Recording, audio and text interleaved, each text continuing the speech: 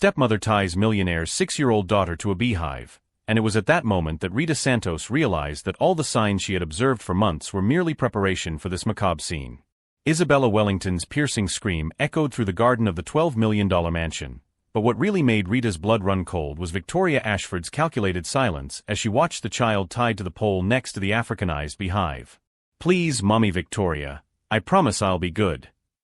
The 6-year-old's voice pleaded desperately, but the platinum-haired woman merely checked the Cartier watch on her wrist with the coldness of someone scheduling a business meeting. Rita dropped the vacuum cleaner in the main hallway and ran toward the back of the property. Her 45 years of life had never prepared her to witness something like this, but her 15 years working in the homes of wealthy families had taught her a valuable lesson. People with money believe they can buy even the conscience of others. "Isabella, dear, you need to learn that disobedience has consequences," Victoria murmured, adjusting her Prada sunglasses as she watched the bees begin to stir. "Your father is in Zurich until Thursday. No one will hear your screams here." What Victoria didn't know was that Rita had discreetly set up her smartphone to record through the pantry window exactly 3 minutes ago. Every word, every cruel gesture was being documented in high resolution.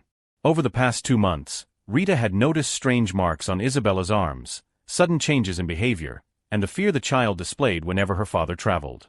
Small details that an invisible housekeeper notices, but no one else bothers to notice. The same invisibility that would now become Rita's greatest advantage. While Victoria savored every second of her stepdaughter's terror, Rita had already sent the video to 3 different contacts: her lawyer, the county social worker, and an investigative journalist who had been searching for months for evidence against influential families involved in child abuse cases. But what happened in the next 5 minutes would transform a simple domestic worker into the person responsible for bringing down a sociopath's empire. And Victoria Ashford was about to discover that underestimating someone can be the most costly mistake of a lifetime. If you've ever witnessed injustice disguised as privilege, be sure to subscribe to the channel to find out how one determined woman turned her position of invisibility into the most powerful weapon against those she believed were above the law. Victoria Ashford never imagined that her own sadistic instincts were being meticulously documented by someone she considered human furniture. "You know why I'm doing this, don't you, Isabella?" Victoria circled around the bound child like a predator analyzing its prey. "Yesterday you told your father that I was being mean to you. Lies have consequences, dear." The Africanized bees buzzed more and more agitatedly around the disturbed nest, and Isabella cried uncontrollably, her small body trembling with terror. But what struck Rita most was the calculated coldness in Victoria's eyes. There was no anger, only pure pleasure in inflicting suffering. Rita continued filming through the pantry window, her fingers trembling not with fear, but with contained fury. During 15 years of cleaning the homes of privileged families, she had witnessed a lot of prejudice disguised as politeness, a lot of abuse masked as discipline. But this exceeded any imaginable limit.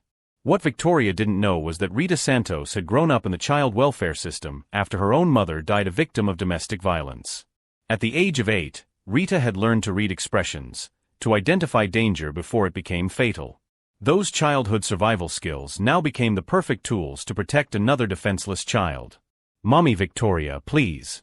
I won't tell Daddy anything else," Isabella begged, her voice hoarse from screaming. "Of course you won't," Victoria murmured, checking the Cartier again. "Because after today, you're going to learn the difference between truth and lies. And you're also going to learn that disobedient children suffer real consequences." Rita watched Victoria take a pheromone spray out of her pocket, the kind used to agitate swarms of bees. The woman wasn't just punishing Isabella, she was trying to cause a potentially fatal allergic reaction. This wasn't discipline, it was attempted murder disguised as a domestic accident.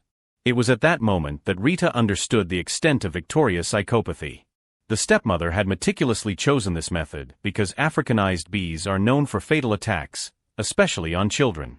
If Isabella died, it would be classified as a tragic accident, leaving Victoria a wealthy widow with no impediments to inheriting the Wellington fortune.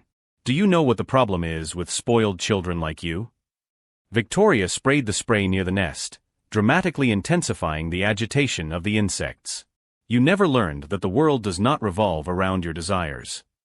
While Victoria savored every second of Isabella's terror, Rita discreetly sent detailed messages to her 3 contacts, including the exact location and urgency of the situation. But her real advantage was something Victoria could never suspect. Rita had worked as a medical emergency technician before becoming a cleaning lady, when a car accident destroyed her legs and her career. She knew exactly how to treat severe anaphylaxis, was knowledgeable about first aid for insect bites, and most importantly, perfectly understood the signs of systematic abuse she had been observing in Isabella for months. Victoria Ashford believed she was dealing with an ignorant and disposable domestic worker.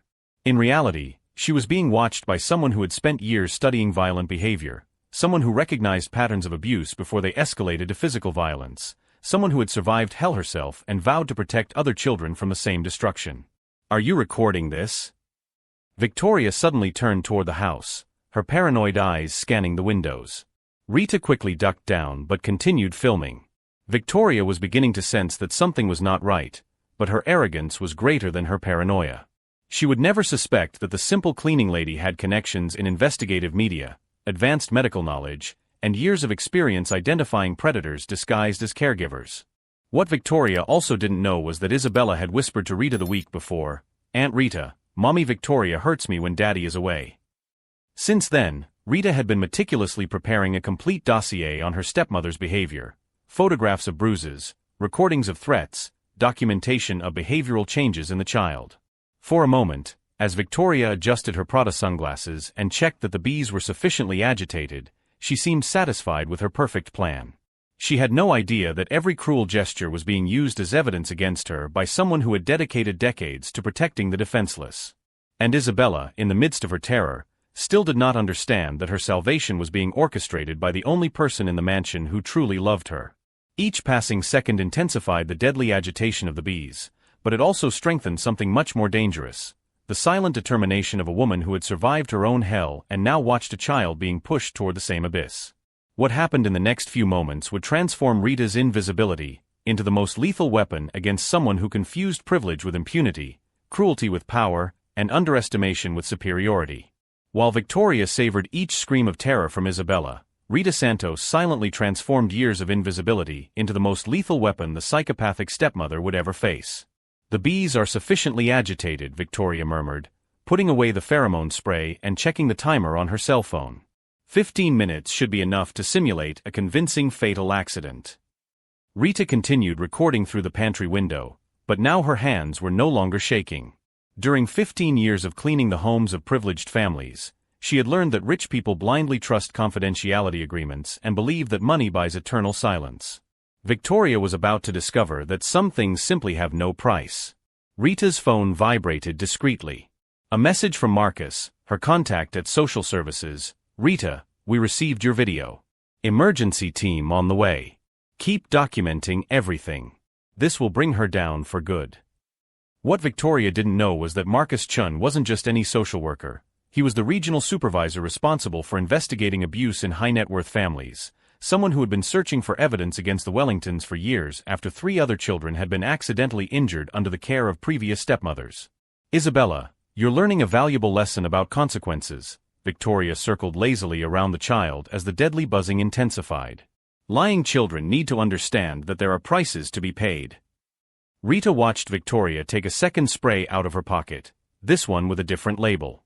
It wasn't just agitation pheromone, it was a concentrate specifically designed to attract Africanized bees, the kind used in entomology labs for studies of aggressive behavior. The woman had meticulously researched how to make the attack fatal and uncontrollable. It was at that moment that Rita realized she was documenting not just child abuse, but a premeditated murder disguised as a domestic accident. Victoria had planned every detail: her father's absence on an international trip, the dismissal of other employees due to cost-cutting, even the timer to calculate the exact time needed to cause fatal anaphylactic shock. Rita discreetly sent a message to Samantha Brooks, the investigative journalist. "Sam, I have the evidence you've been looking for years. Victoria Ashford is trying to murder Isabella Wellington now. Broadcast it live if possible." The response came in seconds. "Rita, you're a legend. Going live in 2 minutes. Keep filming. This will destroy her empire." What Victoria also hadn't calculated was that Rita Santos had advanced medical credentials before the accident that forced her to change careers. During 8 years as a pediatric emergency technician, she had treated hundreds of cases of severe anaphylaxis and knew exactly the symptoms, progression, and time required for reversal in children. "Mommy Victoria, I can't breathe properly. Isabella whimpered, her voice becoming hoarse as the first bees began to land on her arms. It's normal, honey, Victoria replied with icy coldness. Soon, you'll stop lying forever. Rita watched the timer on Victoria's cell phone mark 12 minutes. The woman had calculated 15 minutes as a safe time to simulate an accident, but Rita knew that in 6-year-olds, anaphylactic shock began to be irreversible after 8 to 10 minutes of intense exposure. Victoria wasn't just trying to scare Isabella, she was executing a murder schedule. While Victoria adjusted her Prada glasses to better observe her stepdaughter's suffering, Rita discreetly checked the response from Dr. Jennifer Walsh, her former supervisor at the Children's Hospital. Rita, EpiPens are in the emergency cabinet in the kitchen. Code 4791. Pediatric ambulance already dispatched. You saved this child. The irony was cruel and perfect. Victoria had fired all the staff to ensure privacy during her crime, but had kept Rita because cleaners are invisible and mute. The same invisibility that now allowed Rita to document, communicate, and coordinate the rescue without being detected. 10 minutes left, Victoria muttered to herself, checking the timer again as she sprayed more attractant near the nest. The buzzing was now deafening, and Isabella was beginning to show signs of genuine breathing difficulty. Rita noticed a bite mark appear on Isabella's neck, followed by another on her left arm. The child was rapidly developing redness and swelling, early signs of a severe allergic reaction that would become fatal in a matter of minutes without immediate medical intervention. It was then that Rita noticed something that made her blood run cold. Victoria was recording everything with a professional camera hidden behind an ornamental tree. The psychopath wasn't just committing murder, she was documenting every second for her own sadistic pleasure. Are you recording this? Rita whispered in shock, adjusting the angle of her own cell phone to also capture Victoria's hidden camera. Victoria smiled for the first time, an expression of pure, terrifying satisfaction. Of course, dear Isabella. I need to document your tragic accident to show the authorities how desperately I tried to save you. Marcus' final message arrived. Rita, we have everything we need. Keep a safe distance. Samantha is broadcasting live to 50,000 people. Victoria Ashford just confessed to her guilt on national TV. Rita watched Victoria's timer hit 8 minutes. Isabella was now visibly swollen, with severe breathing difficulties and clear signs of advanced anaphylactic shock. But something glinted in Rita's eyes that Victoria, in her sadistic arrogance, was completely unable to perceive. The invisible cleaning lady had spent the last 15 minutes orchestrating the most complete and public destruction a psychopathic socialite could face. And Victoria, mesmerized by her own cruelty, still had no idea that every second of her filmed confession was being broadcast live to tens of thousands of horrified people. What happened in the next 2 minutes would not only save Isabella Wellington, but transform Rita Santos into the heroine who exposed one of the most shocking crimes ever documented against a child. And Victoria Ashford was about to learn that underestimating a cleaning lady with medical knowledge, strategic connections, and an unwavering sense of justice was the most catastrophic mistake anyone could make. Victoria's timer read exactly 7 minutes when the first sign that something had gone wrong appeared, the unmistakable sound of sirens rapidly approaching the Wellington mansion. What the hell, Victoria muttered, interrupting her sadistic contemplation of Isabella's suffering to look toward the entrance of the property. The Africanized bees continued to attack the child, who now showed severe swelling and critical breathing difficulties. Rita watched through the window as 3 ambulances, 2 police cars, and a fire truck converged on the mansion. Her contacts had mobilized a full emergency operation in record time, but what Victoria didn't yet know was that every second of her crime was being broadcast live to more than 75,000 horrified people. Isabella. Isabella, where are you? Robert Wellington's desperate voice echoed through the property as the millionaire ran toward the back of the house, followed by a pediatric medical team. Victoria instantly turned pale. Isabella's father was supposed to be in Zurich until Thursday. There was no way he could be there. But Rita had sent the video directly to Robert's personal assistant, who immediately canceled all appointments and chartered a private jet to return. Daddy. Isabella managed to scream hoarsely, her little hands trembling as the bees continued their deadly attack. What's going on here? Robert Wellington appeared in the garden, his face transformed into a mask of utter horror at the sight of his daughter tied up and covered in stings. His eyes turned to Victoria, still holding the pheromone spray and wearing Prada glasses for protection. Robert, I'm so glad you're here. Victoria tried to assume the posture of an innocent victim.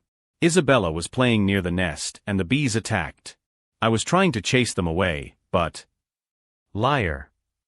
Rita Santos' voice cut through the air as she emerged from the house carrying an EpiPen and running toward the child. She tied Isabella to the pole and sprayed pheromones to attract the bees. I have it all on tape. Victoria tried to protest, but by then Dr. Jennifer Walsh, who had arrived with the first ambulance, was already administering epinephrine to Isabella while a team specializing in insect accidents worked to remove the remaining bees. Rita Santos, you've been broadcasting live for 18 minutes, said Samantha Brooks, the investigative journalist, approaching with a professional camera.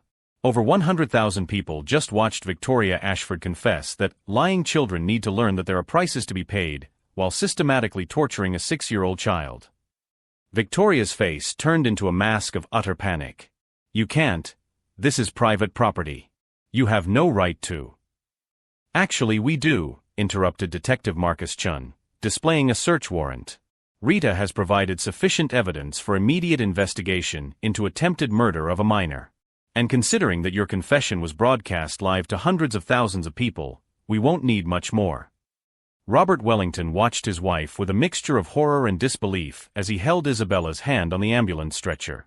Victoria, why? Why would you do this to my daughter? It was just discipline. Victoria screamed, her composure finally breaking completely. That spoiled child needed to learn that she can't lie about me. She can't make up stories about abuse.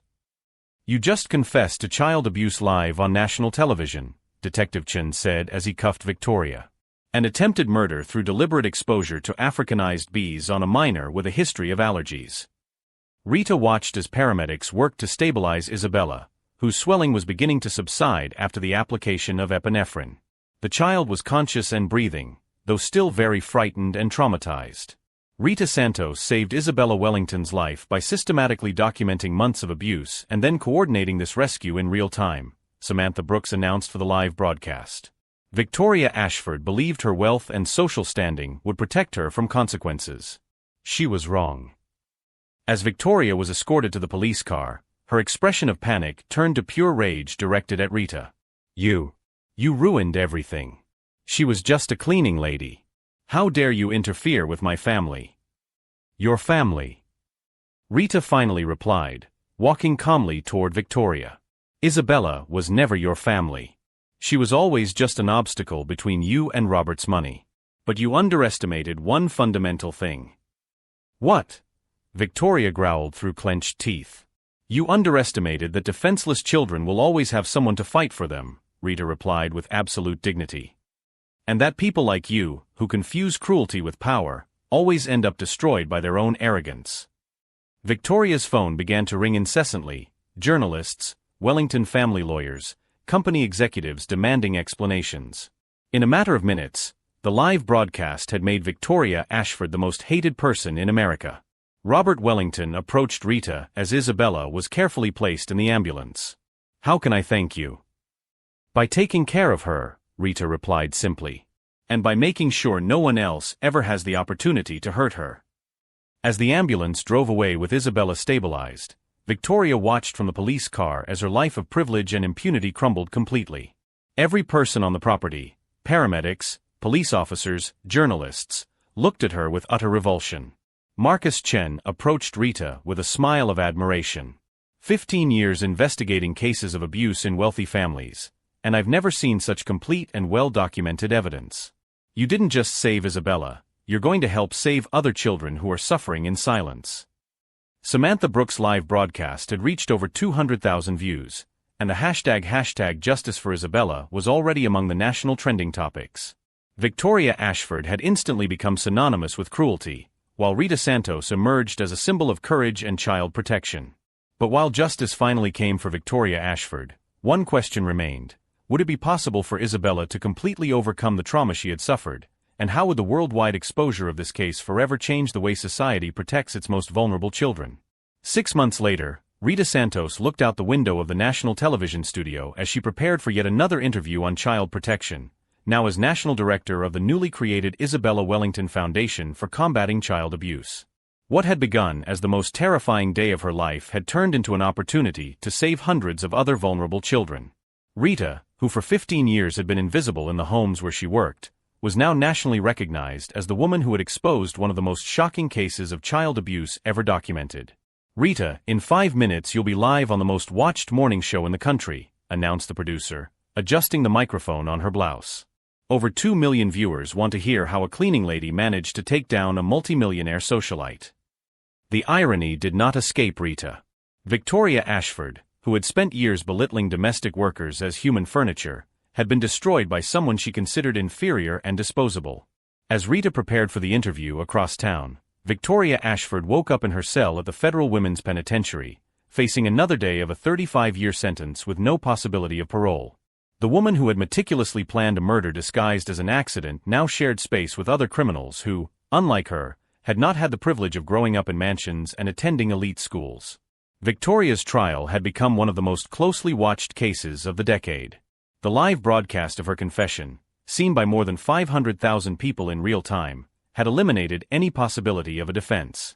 Her own lawyers, faced with irrefutable evidence, had advised a plea bargain to avoid the death penalty. 3 months in solitary for threatening another inmate, announced the prison's daily report. Victoria, unable to accept that she no longer had power or privileges, had tried to intimidate other prisoners using the same manipulative tactics that worked in her millionaire social circle.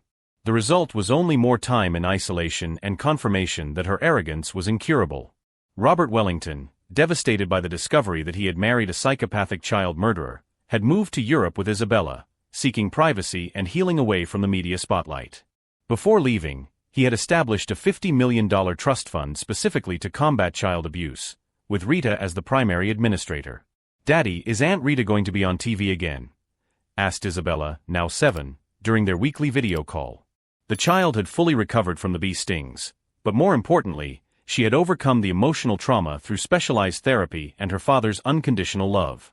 "Yes, sweetheart," Robert replied, watching his daughter play carefree in her new room in London. "Aunt Rita is helping other children who have been through difficult situations, just like you."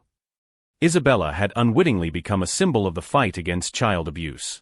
Her story, told in a respectful and age-appropriate manner, inspired national awareness campaigns. The child Victoria had tried to silence forever was now the voice that alerted other families to the signs of domestic abuse.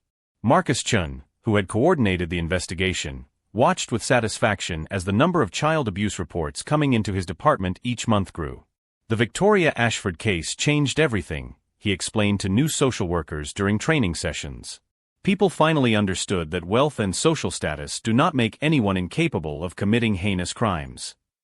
The hashtag Justice for Isabella had evolved into hashtag Listen to the Children, a national movement that encouraged adults to take children's reports of abuse seriously, regardless of the social status of the accused. More than 200 children had been removed from situations of direct risk after their caregivers watched Isabella's case and recognized similar patterns. Samantha Brooks, the investigative journalist who had broadcast the rescue live, now hosted a weekly program dedicated to social justice cases, always crediting Rita as an example of how a single determined person can change entire child protection systems. "You know that Rita Santos wasn't just a cleaning lady, right?" Samantha used to say during university lectures. "She was an emergency medical technician, she had survived the child protection system, and she had experience in identifying signs of abuse. Victoria chose the wrong person to underestimate." In the television studio, Rita adjusted the navy blue blazer she had bought specifically to represent with dignity all the domestic workers who, like her, often observe suspicious situations but are ignored by society. "Rita, are you ready?" asked the morning show host, David Chun. "Today we're going to talk about the progress of the Isabella Wellington Foundation and how your experience inspired changes in child protection legislation." "Completely ready," Rita replied, thinking of the hundreds of messages she received daily from other domestic workers reporting suspicious situations in their workplaces. The child protection network she had informally created was saving lives across the country. During the live interview, Rita explained how she had turned Isabella's traumatic experience into a national anonymous reporting system for domestic workers who witnessed child abuse. "The truth is that domestic workers see everything," Rita calmly explained to the national audience. "We are invisible to the families who hire us, but that invisibility allows us to observe behaviors that others don't notice. Victoria Ashford made the mistake of believing that I was just part of the house decor." David Chen nodded, still impressed by the story. And today, 6 months later, Victoria Ashford is serving 35 years in prison. You run a national foundation, and Isabella Wellington is safe and happy with her father. How do you feel about this complete transformation? Rita smiled softly, her hands folded in her lap. I feel grateful that I was in the right place at the right time with the right skills to protect a defenseless child. But most of all, I feel hopeful that our society is finally listening to voices that have always been there, only ignored. And what message do you have for others who work in family homes and may be observing suspicious situations? Trust your instincts, Rita replied, looking directly at the camera. If something seems wrong with a child, it probably is. You have the power to save lives, just as I did. And now we have a support network waiting to help you act safely. As the interview continued, across the country, Victoria Ashford watched the program on the prison's community television, her face contorted with impotent rage. The woman who had believed she could eliminate Isabella and inherit millions, now watched her former housekeeper being applauded nationally as a hero. Turn that shit off. Victoria yelled at the other inmates, but they ignored her. Even in prison, she had lost any authority or respect her former wealth might have guaranteed her. The other prisoners, many of whom were mothers separated from their children for much less serious crimes, took special satisfaction in seeing a wealthy woman who had tried to kill a child being humiliated on a daily basis. At the end of the interview, David Chen asked the question the national audience had been waiting for. Rita, if you could send a message to Victoria Ashford today, what would you say? Rita paused thoughtfully before answering. I would say that she underestimated not only me, but she underestimated the power that exists when someone truly loves and protects a child. Isabella was never just Robert's responsibility. She became my responsibility the moment I saw someone trying to hurt her. And when you mess with a defenseless child, you'll find that there are people willing to move mountains to protect her. The applause from the studio echoed across the country, conveying to millions of viewers the message that heroes can emerge from the most unexpected places, and that underestimating someone based on social class prejudices can be the most catastrophic mistake a person can make. Isabella Wellington, watching from London with her father, applauded joyfully when she saw Aunt Rita on television. Daddy, when is Aunt Rita coming to visit us? In 2 weeks, sweetheart, Robert replied, hugging his daughter. She wants to see your new school and see how you're settling in. The story that had begun with a cruel attempted murder had turned into a national child protection network, significant legislative changes, and an inspiring example of how a single determined person can turn tragedy into hope. Rita Santos proved that true strength does not come from money or social status, but from the courage to act when we witness injustice, the wisdom to document evidence before reacting, and the unwavering determination to protect those who cannot protect themselves. Victoria Ashford had tried to silence Isabella forever, but ended up amplifying her voice to the whole world. She had tried to keep Rita invisible, but turned her into the most visible person in the fight against child abuse. The best revenge, as Rita learned, is not to destroy those who harm you, it is to build something so powerful and positive that it turns evil into good, trauma into healing, and invisibility into leadership. If you believe that real justice comes from the courage to act when others remain silent, subscribe to the channel and share this story to remind everyone that heroes can emerge from the most unexpected places, and that we should never underestimate the power of someone determined to protect a defenseless child.